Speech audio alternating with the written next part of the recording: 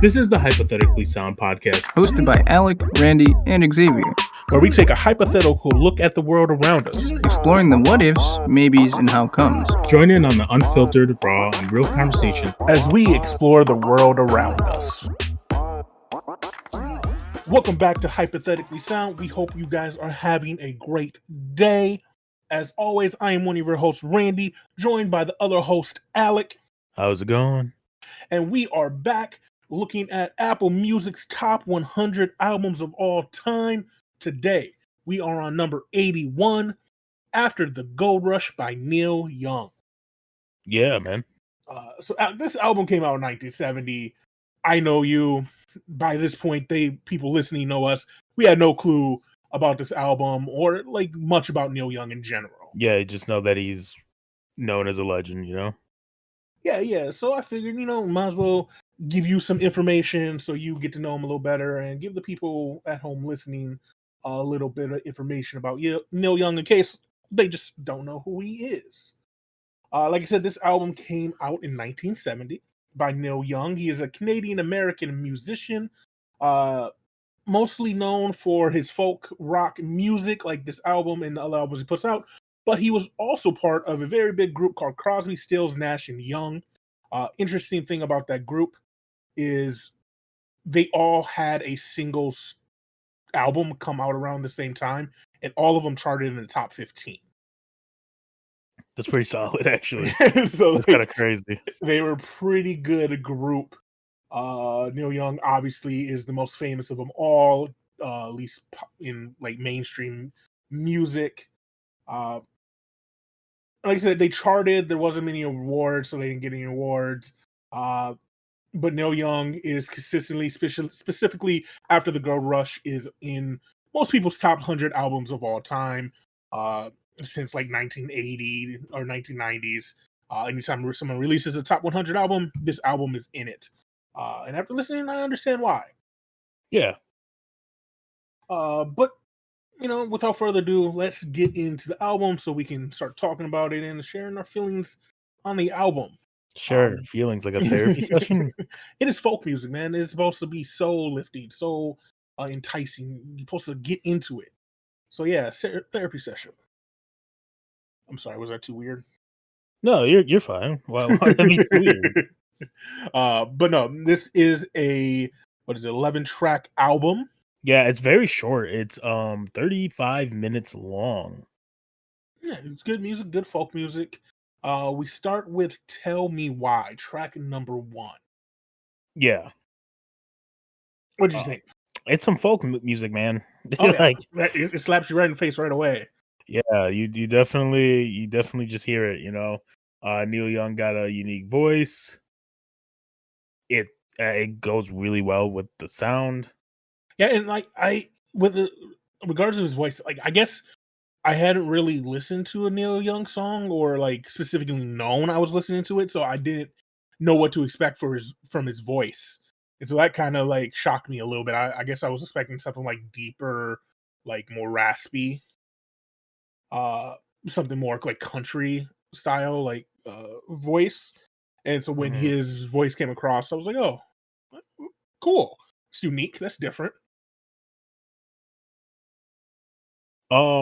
Yeah. Also, like some of the lyrics of Tell Me Why was a little weird. I'm not gonna lie.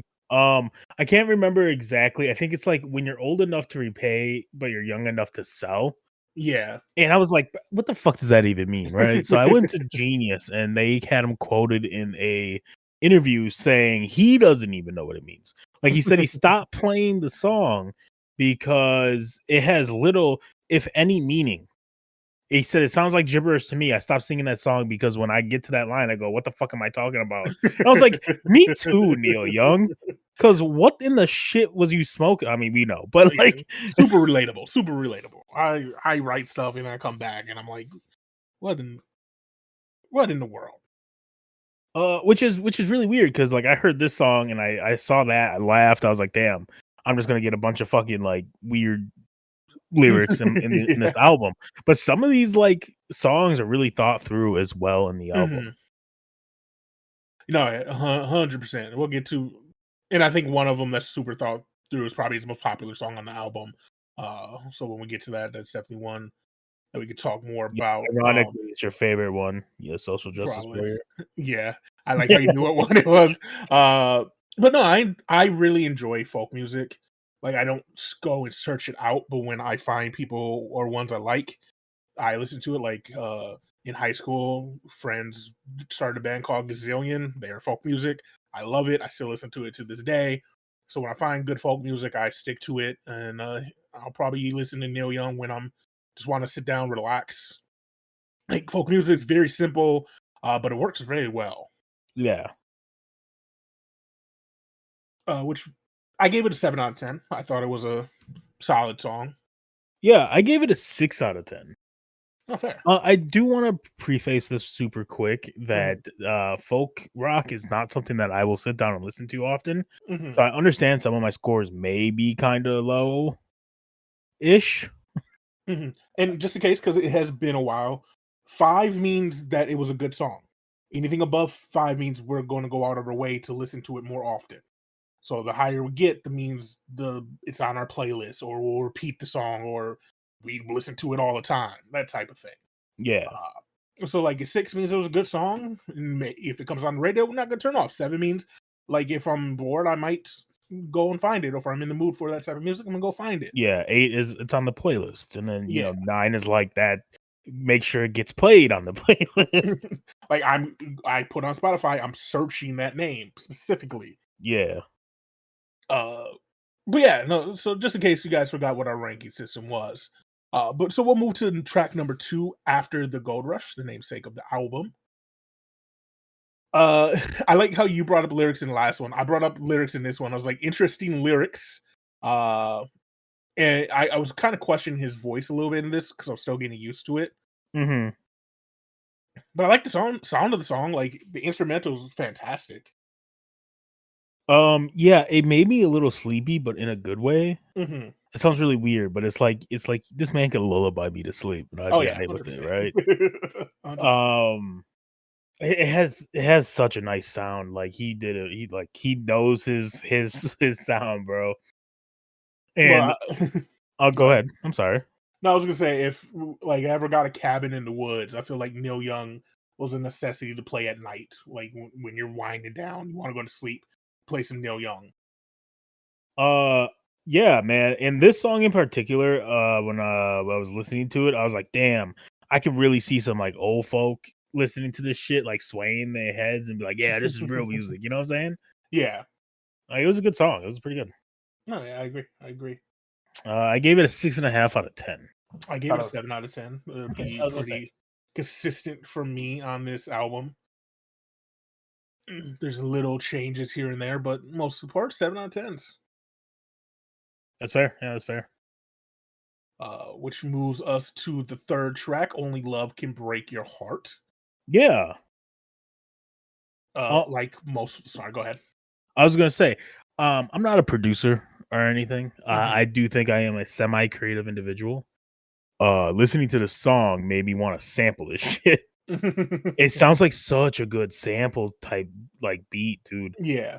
It sounds so good. Like again, everything he does just sounds good. This song in particular made me feel like you could sample all of it into different songs. Mm-hmm. No, I agree.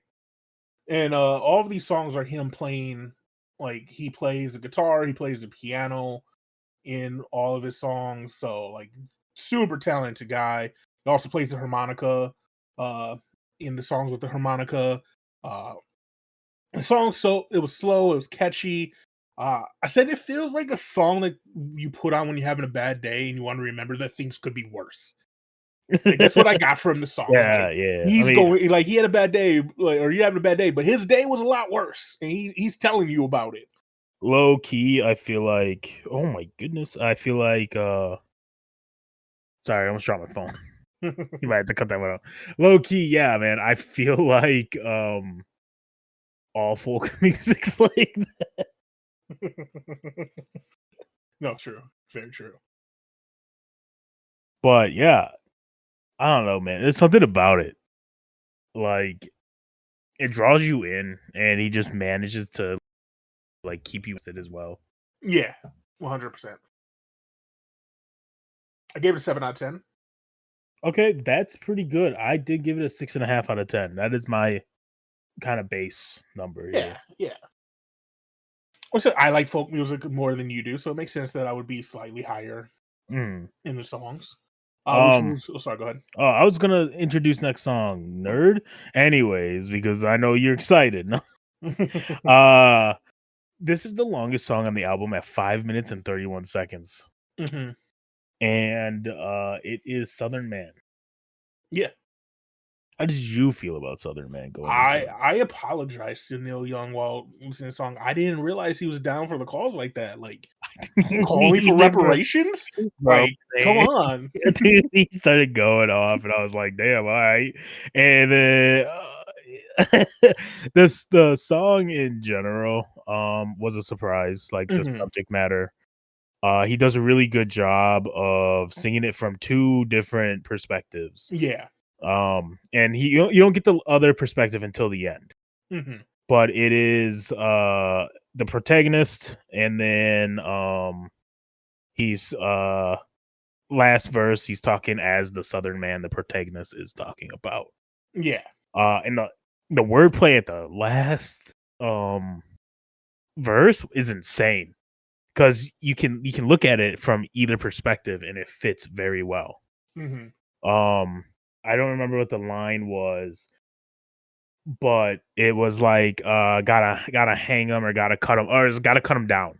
Yeah, he repeats, I gotta cut him down, in the perspective initially of the Southern man seeing a black man and a white woman as like in a relationship, like interracial relationship, right?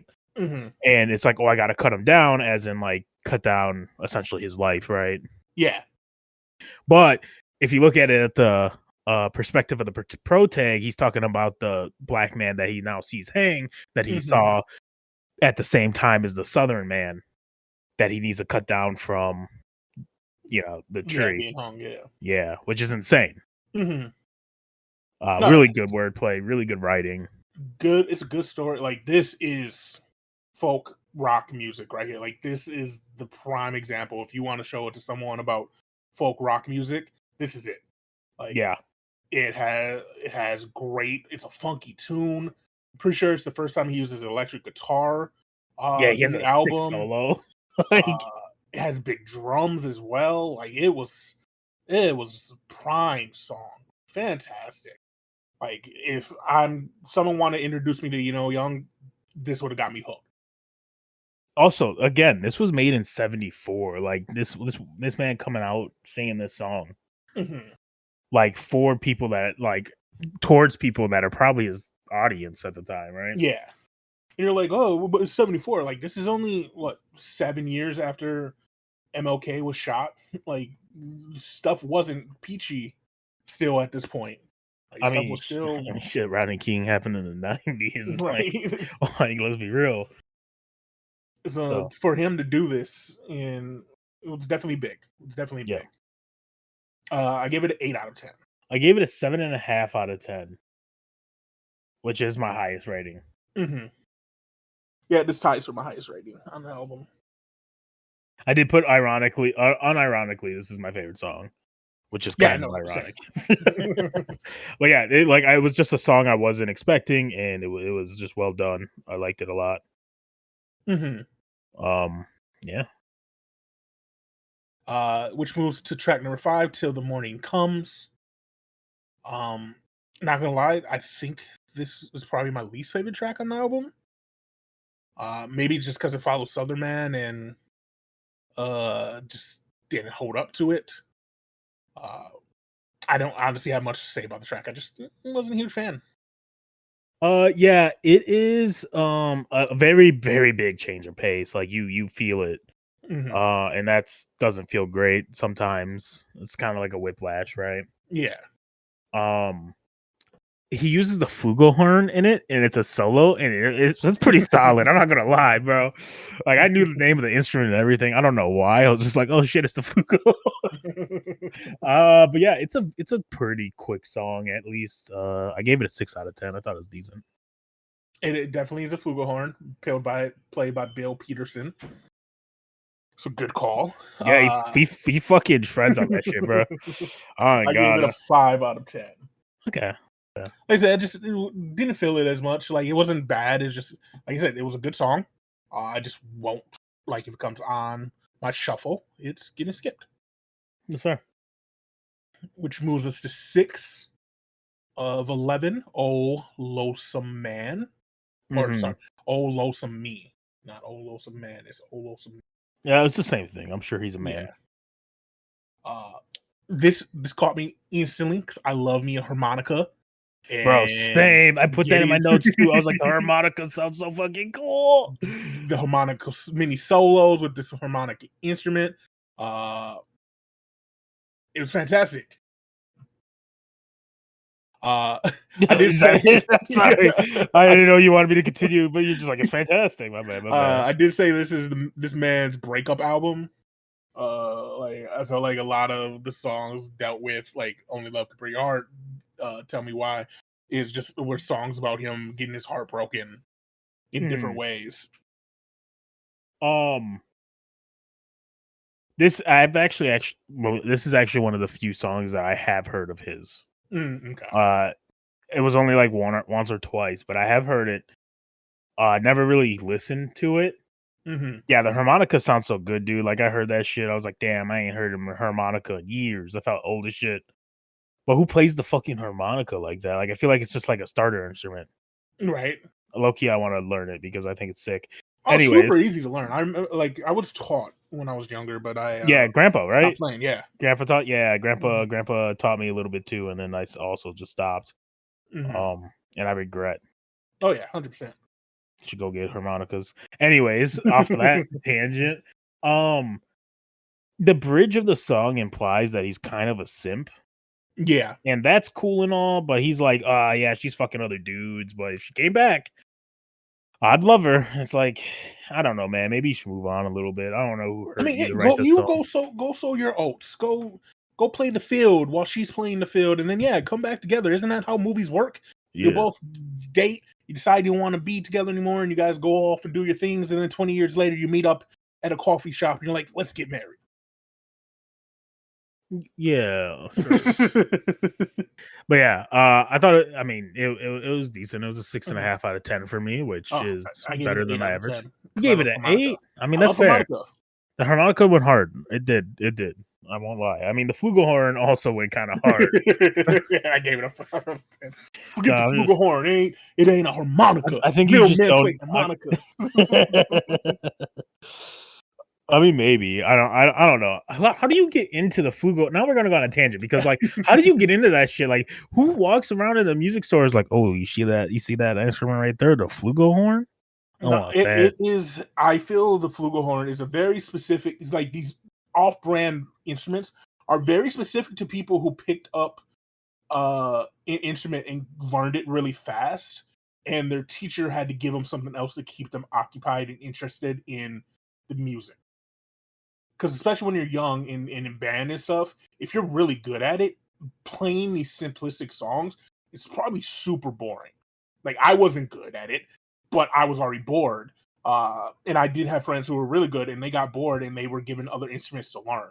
So he probably got it one day because he needed a new instrument and just loved it. Loved the sound of it, how he played it. I mean, that's fair. Yeah, that's fair. I'll give you that. I just, I just think it's such a weird instrument, right? No, yeah, 100%. Like, what about the guy who invented it? Yeah, what about the guy who invented it? Like, he really wanted to invent an instrument that bad that he was like, boom, flugelhorn. There ain't no way that people, like, when he tossed that bitch out and was like, this is what it's called, people didn't laugh at him. Did you Google what a flugelhorn looks like? It is very Trump-esque brass. Yeah, it looks like a G, right? Mm-hmm. So it feels like someone was in the cusp of making like a trumpet or something along the line in the brass family, and it came out before there, so they had to switch it up real quick. How you picked out a flugelhorn in like instrumentally wise is wild to me. I've never seen one before, so like, and I played brass instruments, and I have never seen one before. So for because you it to just doesn't pick it sound. out, It has a unique sound. wild. Do you just not recognize the unique sound of it? I apparently not. 'Cause I didn't know it It wasn't don't it. sound like a fucking trumpet to me. Trumpet's got Apparently, like this whiny noise to it. You know what I'm true. saying? Yeah, The flugelhorn, I don't think does as much. I'm gonna have to Google it after this. YouTube it, a flugelhorn. Just listen to Anyways, flugelhorn songs. But yeah, I gave "Oh Lonesome Me" it's 8 out of 10. yeah, I gave it 6.5 out of 10. That brings us to "Don't Let It Bring You Down." Yeah, I'm pretty sure this song's about drugs in the city. Well, I could be wrong. I don't know. I really focused on his voice in this one because Mhm. he sang higher than he already was. Yeah. And he had this weird like accent when he was talking, and like at least to me it was like that. And I thought it was kind of weird. Mhm. But is a toe tapping type of song. Let me tell you, No, I yeah, was getting my definitely. jiggy on. It was definitely it was a good song. Like I said, I'm pretty sure it's about drugs in the city, uh, getting high in the city, doing stuff in the city. Mhm. Um, yeah, it was catchy. It was a good song. I gave it 7 out of 10. Yep, I also gave this one a 7 out of 10. I liked it. Yeah, which moves us to track number 8 I called. feel Oh, sorry. bad because this album is worth listening to. Yeah, 100%. But it's so short that it's really hard to like pick out things of this. You just enjoy it. Oh yeah, well, he has like 2 tracks that are one, like "Till the Morning Comes" was only a minute 17, and the final track's only a minute 34, and the rest of the tracks are at most 4 minutes. Outside of Southern Man, which is his longest track, uh, Mhm. at almost 6 minutes. It's very, but that's folk music. It's you get this quick story, quick intro, like the whole everything's in a condensed package. I feel like that's not what folk music is all, because like a lot of folk music is longer. Uh, Mhm. but I think that might be something that's developed over time. Mhm. Huh. Yeah, I don't know. Anyways, that brings us into birds. Yeah, birds. Birds. This one just felt like more of an emotional song. Like feeling Mhm. wise, it just feels like more emotion was put into it. Yeah, I really enjoy the slow ballad type of folk music. Mhm. Uh, it's my type. It's my type of jam when it comes to folk music. Like you got Southern Man, which is the more upbeat, funky folk music, and then I really enjoy the ballad portion of folk music. Mhm. Yeah, that's fair. I would say that's pretty fair. Yeah, yeah, it's a good song. Good song, and definitely worth a listen. Uh, like you said, it's more of an emotional song. Mhm. I gave it an 8 out of 10 as well. I gave it a 6.5 out of 10. No, fair, fair. Which we move to the next track, number 9. "When You Can Dance, I Can Really Love." Or sorry, I really butcher these titles sometimes. It's "When You Dance, I Can Really Love." I think it's weird that you can't read. Yeah, right. That's it. I just think it's weird you It's can't weird. I read. can't read. Yeah, I'm not gonna lie. At this point in the album, I should have probably took a break. Mhm. Uh, like even though it's only 34 minutes, at this point I should have took a break, because at certain points you just get into the flow of an album and just like relax and enjoy the sound, and that's what I Yep. did with this song. Is I just sat back and enjoyed the sound, and then the song was done. I'm like, oh wait, I was supposed to critically be thinking about this, but I didn't. I just thought it was a good flowing sounding song, and I enjoyed it. Yeah, I thought it was a super catchy song. He does really good with the layering in it. He has internal rhymes, which obviously is intentional to make it extra catchy. Hmm. And then it just has a good instrumental to back it. It's just a super solid piece of work. Honestly, it's a 7 out of 10 for me. Hmm. 7 out of 10 as well. hmm I don't know why I got so technical with this one song in my notes, but Hey, hey, it works. I it like it. it works. Is what we do. Which moves us to track number 10, The penultimate. pen up and up. Yeah, yes, sir. One day you'll get it. Yes, one day. I believe in you. I also believe in you to get it one day, Ren. Thank you. But yeah, track 10, I believe in you. Yeah. So to me, the chorus was the best part of the song. Mm-hmm. The only real note I have in here is it reminds me of like one of those 3 a.m. infomercials that you would wake up to in the middle of the night because they were loud as shit. That were trying to sell you a greatest hits CD. Yeah. And this is one of the songs they use in the background. Mm-hmm. And this was the best way I could describe it because, like, I had flashbacks listening to it. I thought so. I thought like just listening to lyrics and everything he was saying sounds like he was in a toxic relationship. He says like I made you love me and now I can change it in a day. Type like it was a little weird at times the lyrics, but it sounded good. Yeah. It sounded like a song also about someone relapsing. Really? Oh, okay. I could see it. Yeah. Like I didn't take on notes of why I said that, but obviously, if I got the toxic relationship part, it sounds like it could have been talking about his relationship with drugs or someone's relationship with drugs. But it was a good song. It was a slow folk music song. It was good. Like everything on the album was good. I gave it a 7 out of 10. Yeah. I gave it a 6.5 out of 10. It was good. Yeah. Which then brings us to the final song of the album. The final song. Final song. Cripple Creek Ferry. Yeah. You can read that one. Hell yeah. You know, I'm proud of you. Yeah, the final song of this is kind of again a little bit of a whiplash, is a little bit more upbeatish. Yeah. But I feel like it fits very well Mm-hmm. to the album as a whole. And it has a send-off type of feel to it, which makes it a great closer, in my opinion. Yeah, I'm not gonna lie. My note says another quick song, IDK. It must have went over my head. I don't know. It just seems like it sounds like a farewell song to me. I don't know. No, that's fair. That's fair. Like I said, might have been thinking too hard about it or expecting something different. I think I was expecting because I didn't look at time. I was expecting a more like lyrical like story to end the album. At least that's how I would have ended the album personally. So I guess I was just hoping for Well, that. you're not Neil Young, so maybe you I'm not shouldn't even have. a Yeah, musician, so it makes sense. yeah, true. Yeah. But like, it wasn't a bad track. I gave it a 6 out of 10. I gave it a 6.5 out of 10. I thought it was pretty decent. Clearly, a little bit better than you. Yeah. Overall, I enjoyed the album. I'm super happy that I listened to the album.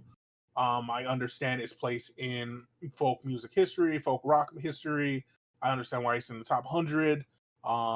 If this is folk music is your prime like listening genre, Yeah, make sure you listen to this. yeah, it should be. This is probably in your top 3. If not, hold on, pause. I'm Yeah. sorry.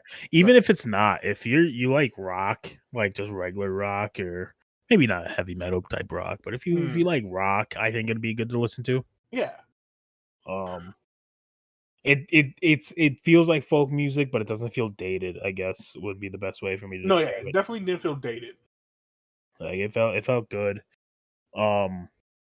It's very enjoyable. It sounds good to the ear. Personally, I wouldn't go and try to seek this out unless someone recommended it to me. Yeah. But if it showed up on like my Spotify, like random, shuffle, I'd be like, oh hell yeah, and listen to it. You know what I'm saying? I agree. Also, the album sound and quality was pretty decent for like being a remaster, and it was very consistent. Yeah. And to me, there wasn't like a complete obvious skip. Like I'm sure there is one. I'm just like to me, there wasn't one that was like boom. Yeah. And I'm sorry. Go ahead. I was gonna say, and the fact it's only 35 minutes makes it just a very easy listen. Yeah, the song that I gave the lowest rating to was also only a minute and 17 seconds long. Yeah. So before, like most skip songs, you get like 30 seconds, 40 seconds into a song, and you're like, I just am not feeling this song. And you skip it unless you really hate the song, and then you skip it instantly as soon as you hear the opening instrumental. But so yeah, the only song that I would possibly skip on this is so short. There's no reason to skip it. Mhm. But with that being said, I did only give the album a 6 out of 10. That's fair. This isn't me adding my numbers up. This is just my personal feeling on the album. Mhm. No, that's fair. I gave it a 6.5 out of 10.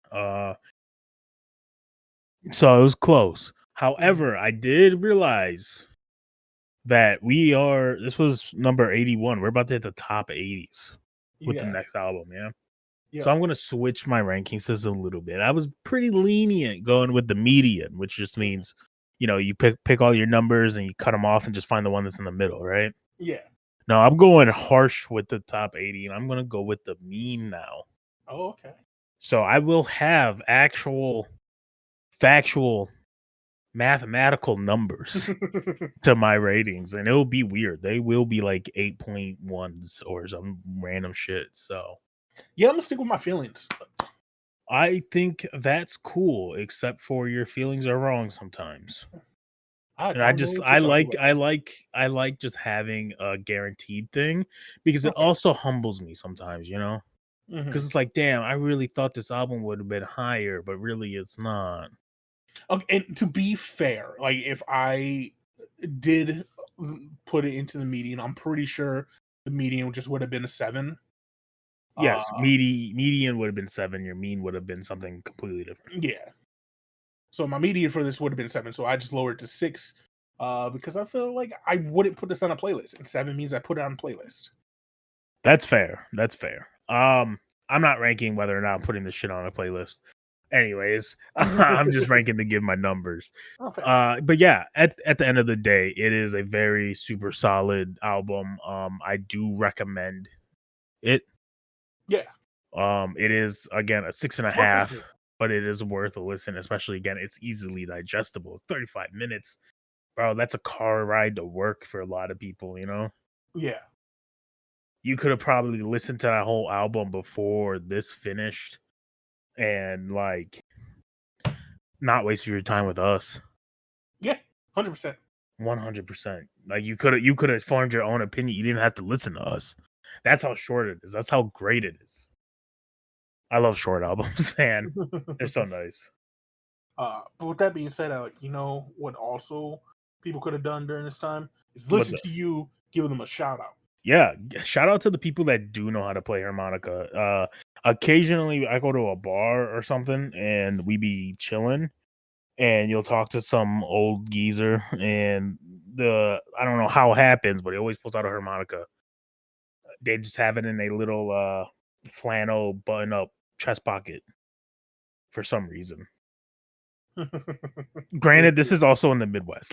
Let me just say this is also in the Midwest. Might just be a Midwestern thing that people just carry around their harmonicas. But like, I want to kind of be that. I think that's kind of fire. I think it's cool. No, I agree. And But yeah, that's a shout out, man. Yeah, no, great shout out. Sorry for interrupting you. No, you're Been good. doing that a lot today. I was just just gonna end the episode because it's dragging on here because we talk a lot about random things. Hey, it's okay. I'm sorry. It's all good. But we thank you guys very much for listening to this album. If you listen to the album, as always, you can find us on all of the social media sites under Hypothetically Sound. We have a YouTube. We have everything that you could possibly think. We have it. I'm a dumbass because I was just pointing around like I was on camera, like, hey, this is where we're gonna put the links. I'm a fucking idiot. Hey.